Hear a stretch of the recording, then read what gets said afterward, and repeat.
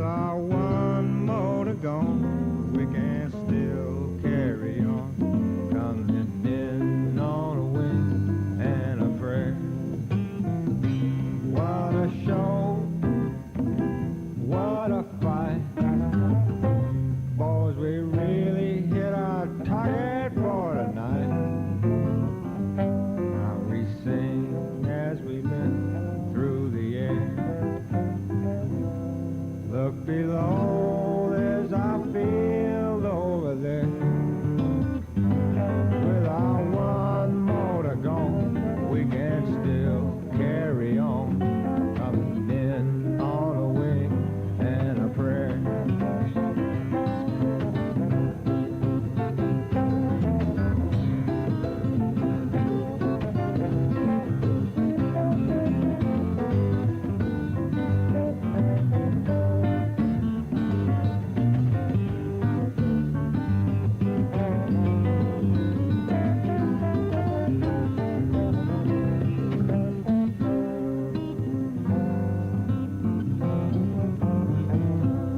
Hi, Kurt. I'm Miles, welcome. And we have Kyle. Aloha, Kyle. Hi, Cindy. What's the baby's name? Sorry?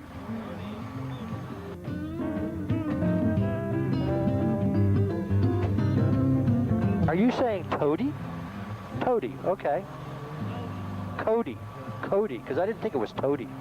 I thought you were making some kind of evil joke. But you're a teenager, right? I know, you make evil jokes. I got a teenager. I'm up to you. I know about this. Scary, aren't they? Well, anyway, Cody, welcome. We got Rick. Aloha, Rick. You're responsible, this crew, right? Poor guy.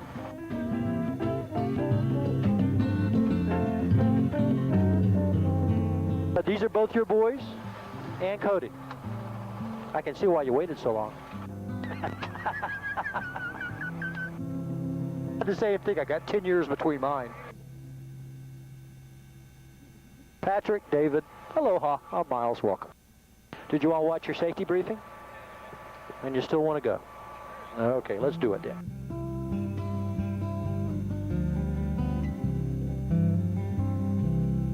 On the air, we do it handstand. From the mountain to the ocean, from the river to the leeward side. Let's see if she flies.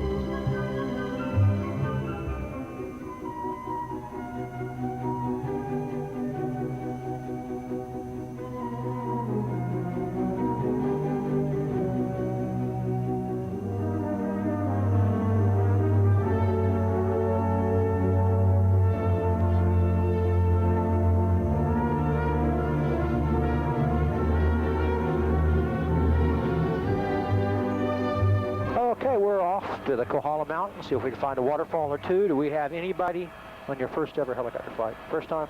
Oh, wow. Almost everybody, except you, Patrick. Oh, well. Nothing against you, Patrick. It's just that this is my first day, too. It's really nice to have other beginners.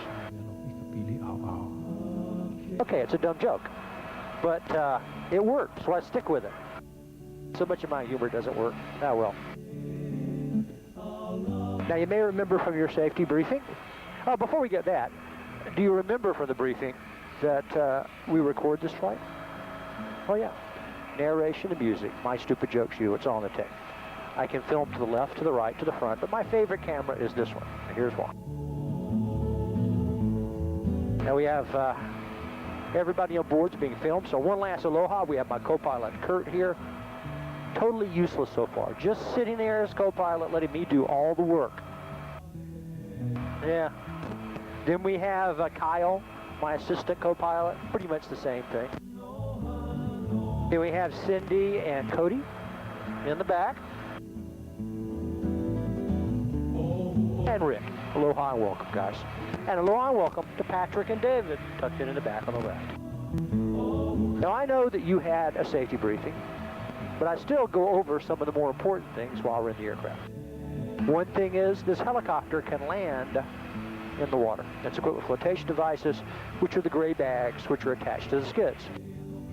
The ones you're not supposed to step on when you get in and out. I press a couple of buttons, and these things will inflate like huge pontoons. But there is a problem.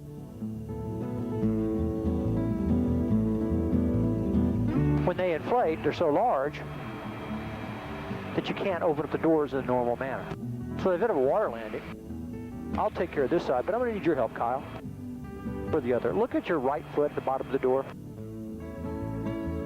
See, there's a white tab with the red handle.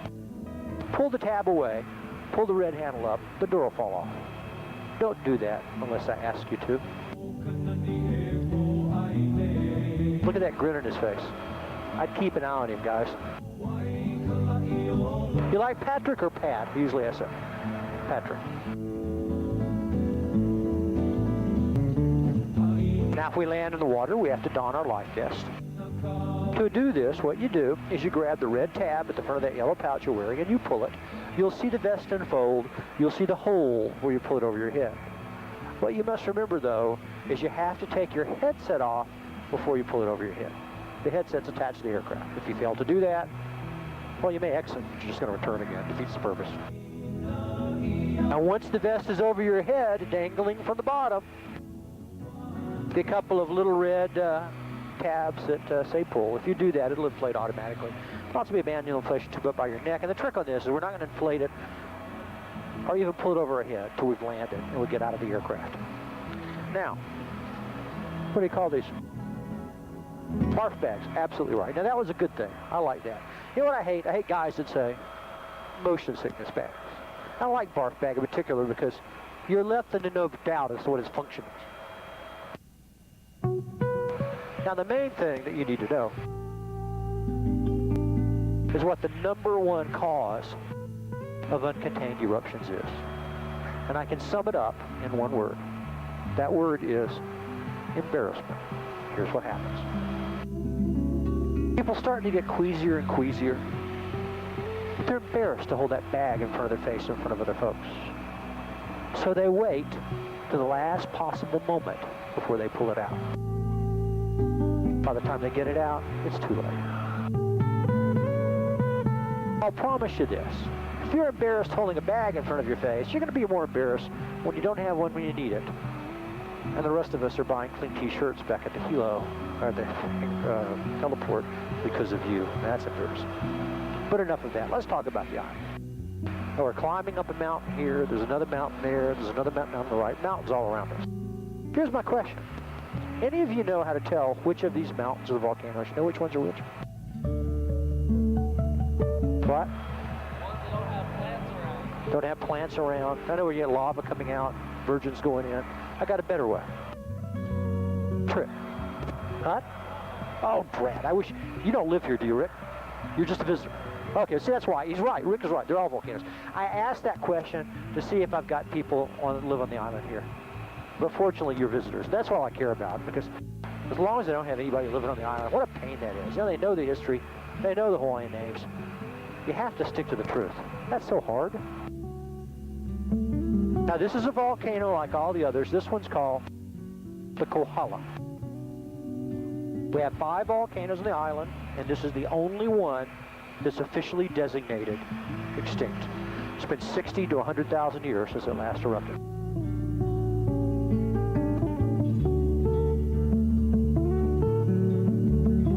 It's also the oldest part of the island. It's about 800,000 years old. Now we have one other volcano that's dormant, and that's it right over there on the right. That's Mauna Kea rising up into the clouds. Then we have 3 active volcanoes, Hualalai, Mauna Loa, and Kilauea. Kilauea is the only one of the 3 active volcanoes that's erupting today. It's out there this morning, there's lava coming down the mountain.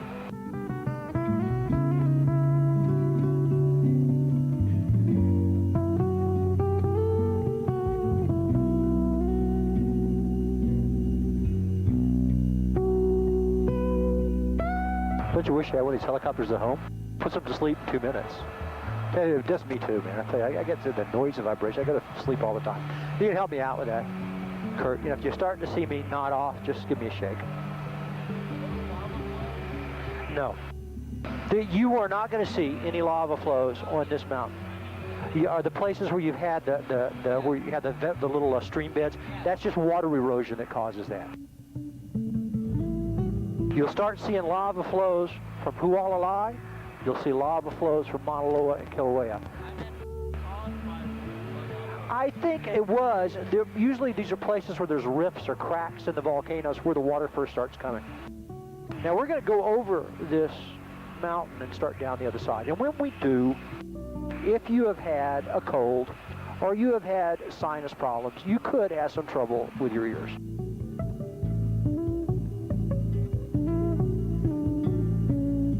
If you experience difficulty, try yawning or swallowing.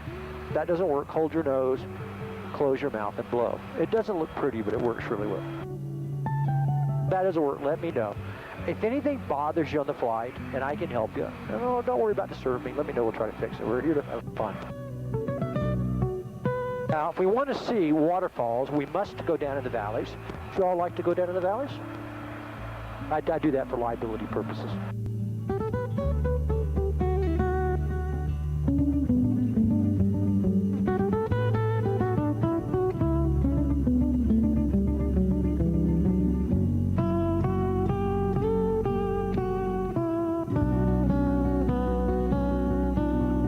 We are coming to the first of the Kohala valleys. This one's called the Kawai Nui. So we're going to go down and take a look.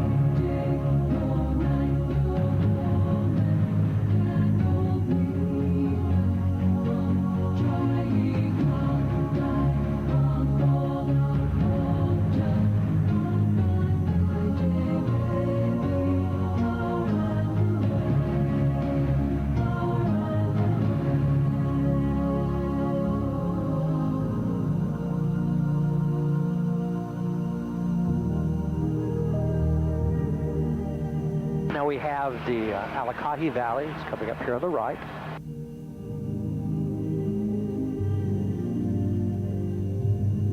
Don't take too many. You got some more stuff to do. You're going to have to ration this a bit if that's the only camera. We have the Kalave Valley here on the right front. Then coming up on the back here on the left front, you'll see the back of the Waipio Valley. Now the Waipio is the most famous of the Kohala Valleys, and it's the only one that's still inhabited today.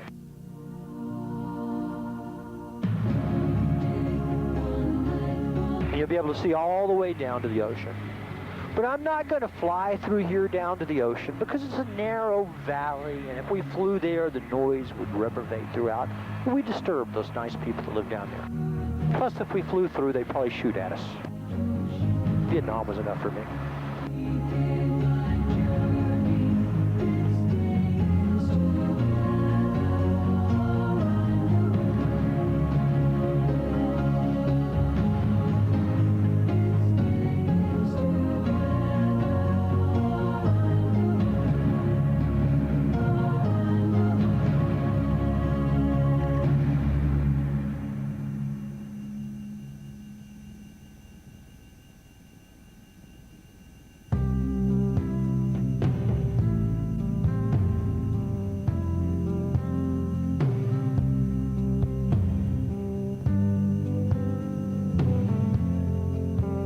heading back towards the Kawaii Valley.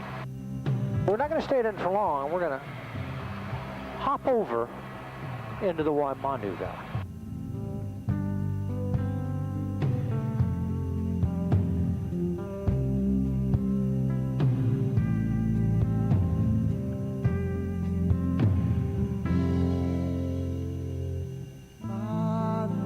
Now we're going to head down towards the ocean, this valley, because it's uninhabited, no problem. The name Waimanu means Waterbird Valley in Hawaii. I think it's one of the most beautiful places on earth.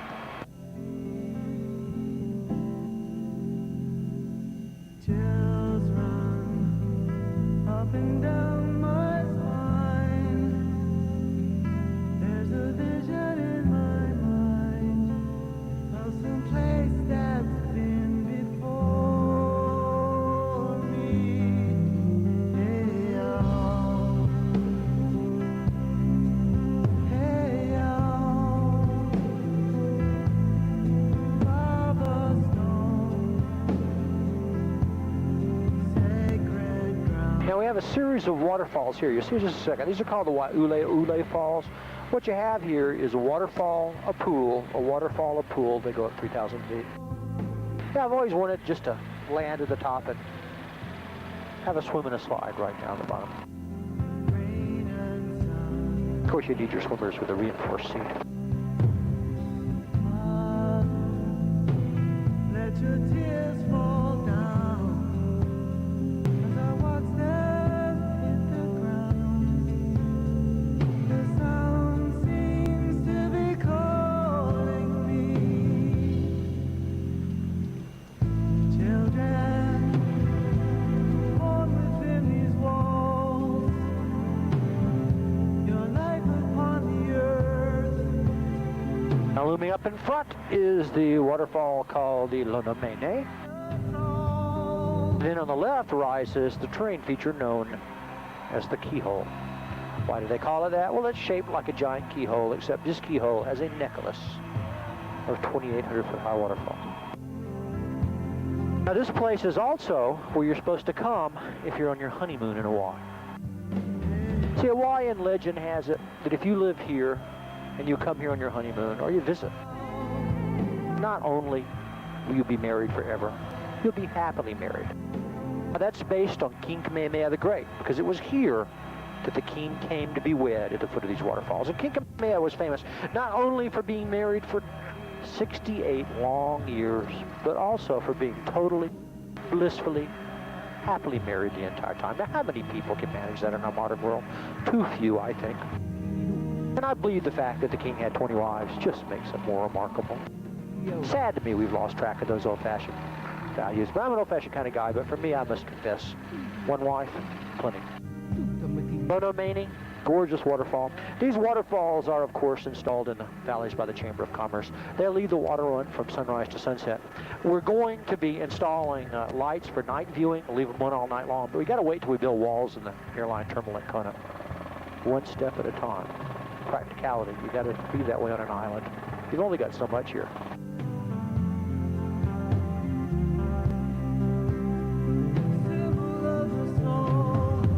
How are we doing? Everybody feeling okay? I didn't get an enthusiastic yes from Ken and Cindy. How you doing, Sid? Okay? All right. It's the jokes, isn't it? I just had a knack of making women nauseous with my humor ever since I was a kid. I used to have to go out on dates with motion sickness bags. You don't have to do that, do you? No. I didn't think so.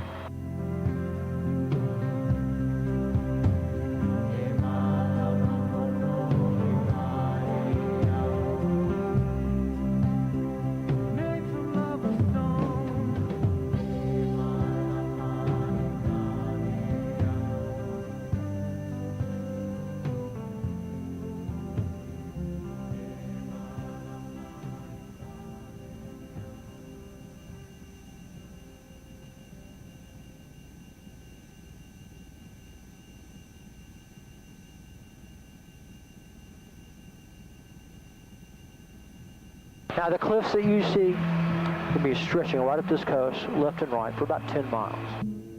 Cliffs are about 11 to 1,600 feet high. They were all formed all at once on one day. About 250,000 years ago, when 10 miles of this island fell off into the ocean in a giant landslide. Geologists tell us this sort of a mega landslide is a natural occurrence if you're going to build islands or volcanoes. Lava's unstable. It's like a big sandbar. Add to the top, the sides, they slide away. Every island has these landslide sites. Next one due to let go at Kilauea, for the lava's piling up by the ton every day. It's gorgeous, isn't it? Surf pounding in the beach, towering cliffs, one cascading waterfall after the other in rainforest. Only thing I can think of you could add here for atmosphere would be King Kong or a dinosaur tail. I want to make a turn here, give everybody a good view, get some good video, and you want to take a good photograph straight back behind us, Kyle. Real Kodak moment stuff.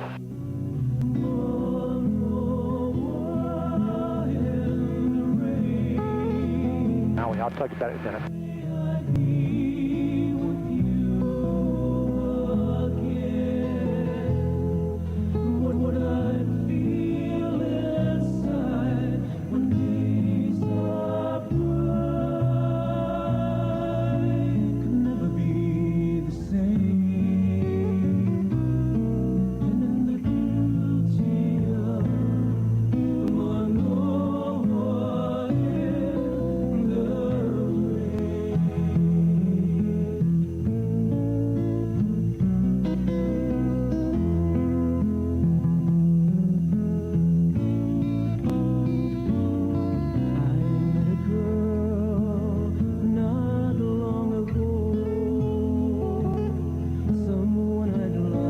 So, Kurt, Kyle, how old are you guys? How old are you? 16? 17. Yeah. My son is 17. He goes to Kalikahe High School here. He's a senior this year. High school, every window, every classroom has a window that looks out over the ocean. If you go to see the football games, the stands overlook the ocean. Watch the sea behind you when they play football. It's daylight.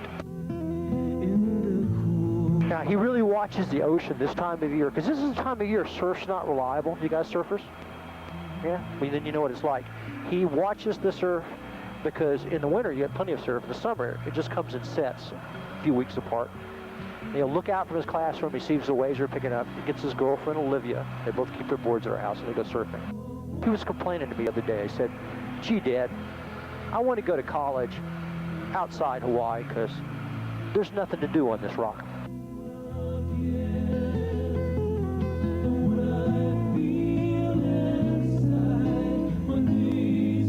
With a little luck, he'll go to school in a place like Iowa where there's more things happening there.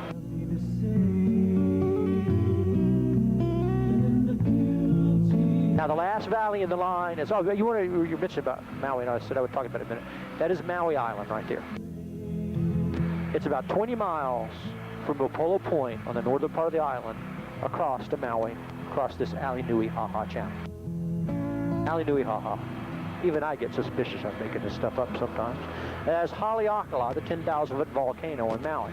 That is the only active volcano in the Hawaiian Islands. This is on the Big Island. Haleakala last erupted in 1790. It's erupted 3 times in the last 4 times in the last 1,000 years. And the U.S. Geological Survey says that it should be erupting again within 100 years. They call it a dangerous volcano. I know at least 24 people that live on that volcano.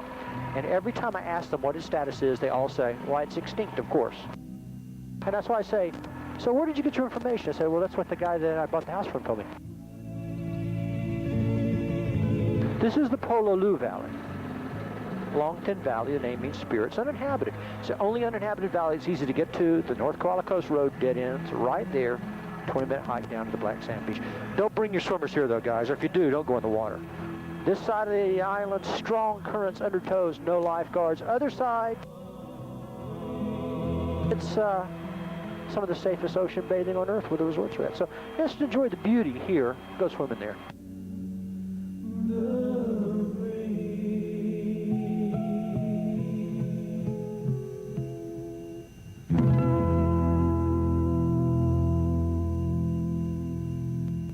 Well, this valley is called the Hono Kani Nui. And what that means is the valley of the bay of the god Kanek. It's another uninhabited valley.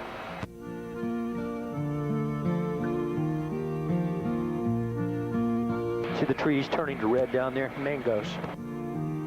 Common mangoes here. You can tell they get this red flush when the new leaves come out. They'll fruit, then you get the leaves. Most of them are, they're finished for the most part for this year. I got 2 mango trees in my yard. You got mango trees in your yard, you've always got friends in Hawaii. Only thing better, lychee tree. I got a lychee tree too. I've got so many lychee friends, I actually sit on the lanai with a shotgun some nights. That's not true. Gave most of them away this year. There's only so much lychees you can eat and survive. Now you can see there is a line going through the forest here. It's a trail. There are companies here, expedition companies like Hawaii Forest and Trail, and they lead you back here on hikes. See, it goes down here. I know one day I was really amazed because I was flying by this spot right here on the right. See, there's kind of a little brown spot there on the trail. There's a cave in there, and I was just like, because I didn't know there was a cave, so I saw these people disappearing in there. The light was different. The light's there, you'll see there's a round cave there, probably an old lava tube there. There must have been 20 people. They had their walking sticks outside.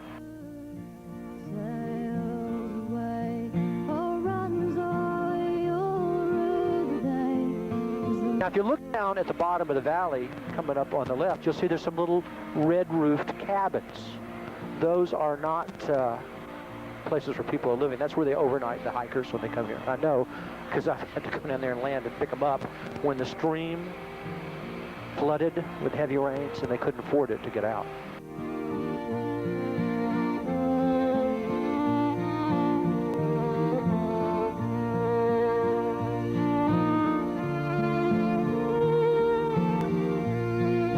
Now this is the east branch of the Honokani. How you doing this morning? Runs all my voice, oh runs away. Oh, she sat on the bathtub for the seeing of you. Runs all the boys, oh runs away. Oh runs all your day is a wild goose. Sails away, oh runs all your day as the wild goose sails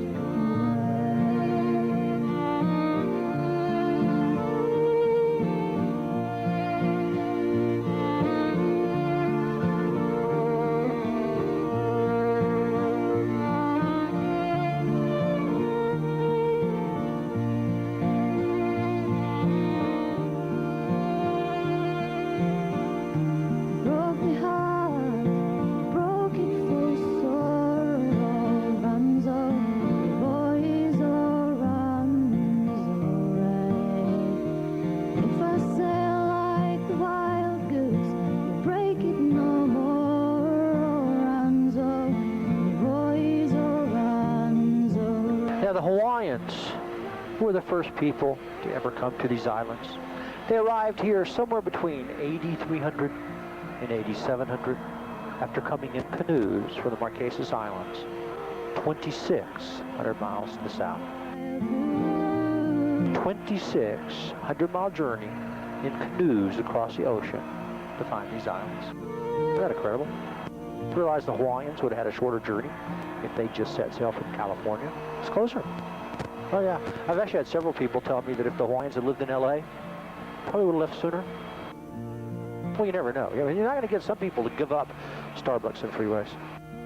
Of course, we got Starbucks now, but we still have freeways. We're really backwards in that department. Now, this is the Kohala Ranch. Starts right up here, and it goes down to the tree line, see? And then it goes over the mountain, down almost to the ocean on the other side. Now, this is a working cattle ranch, and you'll see cattle amongst the trees here. They also do activities, you know, ATV rides, horseback rides, and I've never done anything here. The reason I was mentioning it is I landed here the other day. They had some travel agents, and they book activities for large groups coming to the hotels. And so we landed at the ranch headquarters, it was right on the other side of the hill there. And I got to talk to the foreman of the ranch, and he was telling me that at the top of the mountain here where the rainforest is at, that part of the ranch averages 286 inches of rain per year. On the other side, by the ocean, the ranch averages 8 inches of rain. 286 at the top, 8 at the bottom. Well, you're a cowboy. You go out, you have to have a raincoat and sunscreen. Singing songs of freedom, singing songs of love.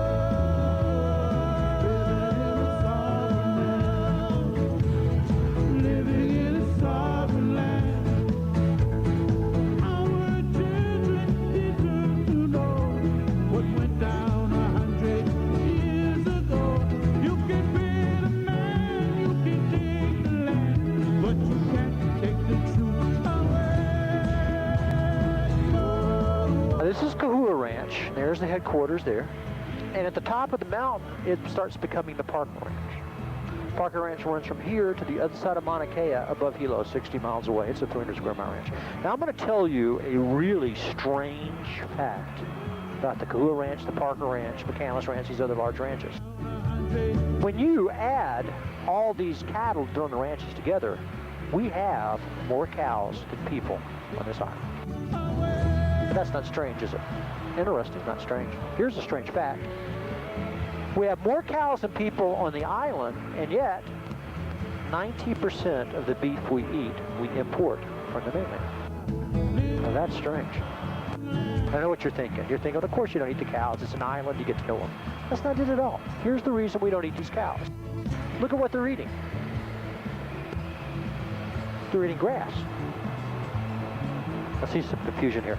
I know that is what the owner's manual says to feed them. They were designed for it. But Americans don't like the way grass-fed beef tastes. American beef is fed corn and grain in the feedlot.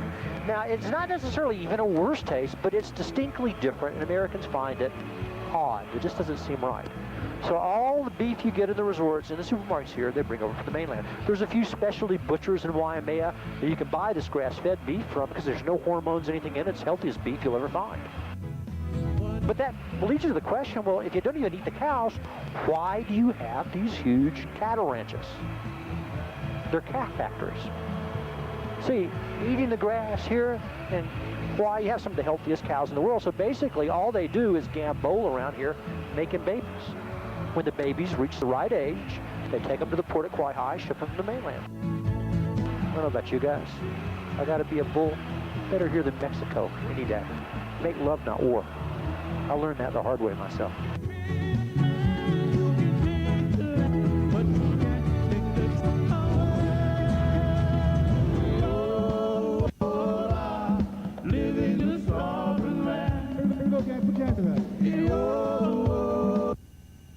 Now, rising up in the clouds is the dormant volcano, Mauna Kea. Last eruption, 3,600 years ago. Could erupt again at any time. It's on a long frame eruption cycle like that. Now, it's hard to tell, but can you see, just to the right where Mauna Kea is at, there's a huge volcano rising up in the clouds. It's Mauna Loa. Mauna Loa is the largest volcano on Earth, 60 miles long, 44 miles wide, one of the most active. The last 200 years, it's averaged an eruption every 4 years. Except the last one was 20 years ago. Last time it erupted, the lava rolled down the mountain, stopping 4 miles from the outskirts of Hilo. They were 2 days away from evacuating the second largest city in the Hawaiian Islands. And it's preparing to erupt now. It has been inflating for months. The rate of inflation has increased. Seismic activity started really increasing about a month ago. They are rapidly putting new instrumentation on it. They believe Mauna Loa could have an eruption at any time. In front is Hualalai. That is the volcano that Kona is built on. Kona Airport is built on top of those flows. If you flew into this island and your first thought when you looked out the window of the airplane was, what am I doing in this desolate place? It was that 1801 flows. Built the airport on top. Cheap way to build an airport. You got a flat lava fill, paint the numbers the wrong way. You're halfway finished.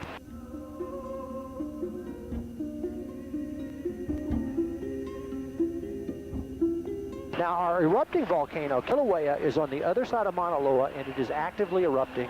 And I had probably 6 or 8 lava flows coming down the mountain when I was there this morning. You don't want to take the flight from here out to see them because if you do that, you'll have to do the whole waterfall thing again. You can drive to Hilo and take a helicopter out, or you can just drive.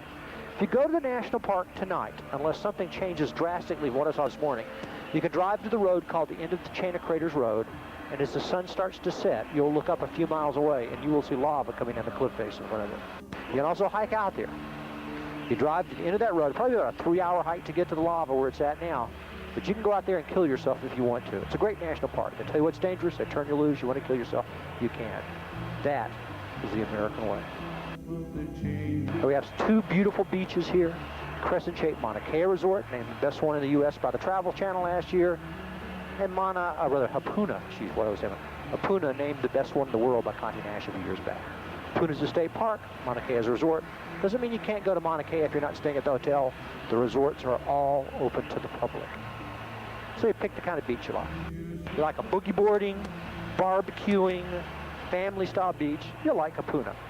If you're more inclined towards champagne brunch, lie on a lounge under a coconut palm, drinking a drink carved out of a coconut with an umbrella in it, Mauna Kea is a beach for you.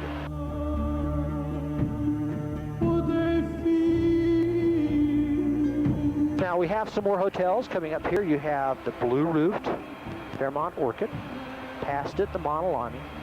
At the tip of the peninsula there is the huge Hilton, and to the left, the Marriott. Anybody staying at one of those hotels? You guys are. Remember I told you that Mauna Loa is preparing to erupt? See all this lava here? It's 1859 flow from Mauna Loa. 1859, Mauna Loa erupted. The lava rolled 40 miles down to the ocean, 4 days. Mauna Loa could erupt tonight, easily. You look up there, you see lava coming down that mountain. Folks, you got to take it seriously. It is no joke. I would evacuate my brunch the 3rd day at the latest. Each other's eyes, and they would start to realize that our world. If you're staying in this area, go check out the Hilton. Yeah? You're staying at the Hilton? Then walk into the art gallery. We got a great art gallery. Because in the art gallery that's in the Hilton itself, it's called Discover Waikoloa Hilton Art Gallery. It's the only one the Hilton owns. They have 2 beautiful ukuleles on the wall. I build them. I hand build ukuleles. Go and take a look. You don't have to buy them. Admire them. I'm not just a pretty face here. Now this island is twice as large as all of the other Hawaiian Islands put together. It's almost exactly the same size as the state of Connecticut in area. Here's the difference. The 2000 census, Connecticut had 3.5 million people. The 2000 census, this island had, not quite, population of not quite 148,000. We have a Connecticut-sized island with a population you'd find attending a college football game in Connecticut. I like it. As far as I'm concerned, I can stop going right now. Now that they built the Home Depot. I need the Home Depot. You know, I've reached the age. Not much in nightlife anymore. I just kind of hang out in the power tool section with the other old guys. Now, besides Waikoloa, Blue Hawaiian flies from Hilo, and our largest base is where we started over on Maui. About 17, 18 years ago. I hope you'll do me a favor, recommend us named Blue Hawaiian. You know, the equipment is superior, but it's really the training and maintenance that makes it the best. And I hope you've had a good flight. Hope you've enjoyed this flight. You have a nice rest of your vacation. Keep coming back, because I need you. I can't live here without you. We have a comment book inside on the lanai. If you've enjoyed the flight, jot something down. Remember, my name's Miles. If you didn't like the flight, write down whatever you like. Just call me Ed.